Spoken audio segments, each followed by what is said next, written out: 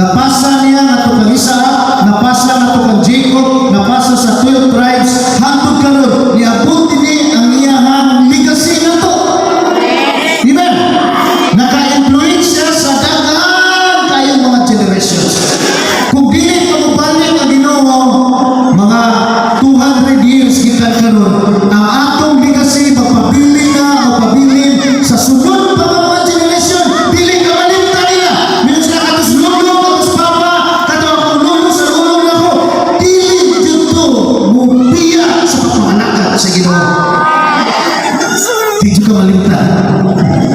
Mo na ihimo ni Abraham.